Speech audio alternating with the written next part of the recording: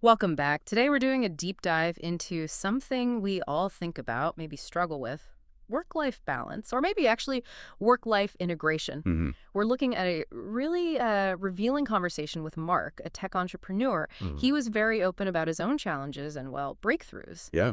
So our mission here is to pull out the key nuggets from his experience, things you might find useful. And it's such a tough area, isn't it? Because what works, it's so personal. Right. Mark's story really highlights that. Why one single approach just doesn't fit everyone. Absolutely. Finding that sweet spot, whether you call it balance or harmony, it looks different for each of us. So Yeah. hearing these personal stories is just invaluable. That's a great point. And what's really interesting is how Mark's own idea of it changed quite a bit. Mm. He first chased, I think he called it strict separation. Work happens here, life happens there. Right, the classic compartmentalizing idea. Yeah, exactly. But he found pretty quickly that wasn't really sustainable for him, or even what he wanted, maybe. It sort of evolved into what he described as integration, making sure one side doesn't just, completely take over the other. Yeah, and that fits so well with this idea people talk about now, life-work harmony. Harmony, right? It's less like a seesaw, work up, life down, more fluid, Okay. where work and life can actually coexist, maybe even enrich each other sometimes, Interesting. especially for entrepreneurs like Mark. I mean, the lines get blurry anyway, right? Yeah, definitely. So a perfect 50-50 split might not even be the goal.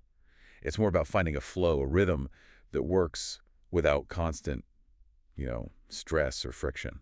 So what pushed him? What was the catalyst for Mark to make that shift? Was it gradual or like a sudden thing? Oh, it was definitely burnout, no Mm. question. Ah, He talked about years, literally years, of 12, sometimes 14-hour days, just relentless. wow. And the toll that took, physically, mentally, he put it bluntly, I burned out, honestly. Okay. So that really intense period, that wasn't just like a bad patch, it was the wake-up call. The turning point. Exactly. It basically forced him to start thinking about boundaries seriously. And he gave a really concrete example, didn't he? Something that sounds quite simple but made a massive difference. He did. It sounds tiny, almost trivial, but he said it was transformative. What was it? He just turned off all his work notifications after 7 p.m. Simple as that. Okay. And, maybe just as important, he stopped sleeping with his phone right next to his bed on the nightstand. So not just silencing alerts, but creating actual distance. Precisely. Huh. It was about creating a hard stop, a clear line, drawing a boundary between work mark and a personal mark. Yeah. And that small action, it supported a much bigger idea.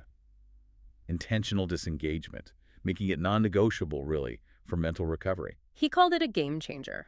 Sounds simple, but clearly wasn't easy to implement at first, I imagine.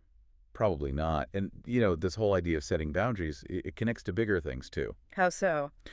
Well, Mark acknowledged that his company culture, and maybe even wider sort of cultural norms about work ethic, played a role. Ah, right. The pressure to always be on. Exactly. That expectation is pervasive for so many of us. So him deciding to disconnect after 7 p.m., it wasn't just, oh, I feel like stopping now. It was a deliberate countermeasure. Yes, a Yeah. necessary one against that always available pressure cooker. It's a really powerful reminder, isn't it? Even really driven people have limits. And often hitting that limit, hitting burnout, is the thing that actually forces us to look again at how we're working, how we're living, question those assumptions.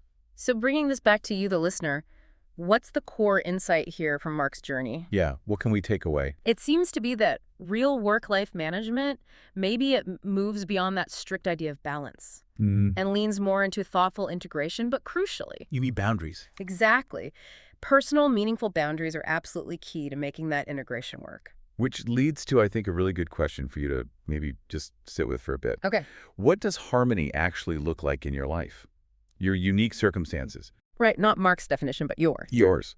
And maybe, inspired by Mark turning off notifications, what's one small specific boundary you could try? Something concrete that could be a little game changer for you. Yeah. Something that might help reclaim just a little bit of that personal peace, that mental space we all need. Worth thinking about.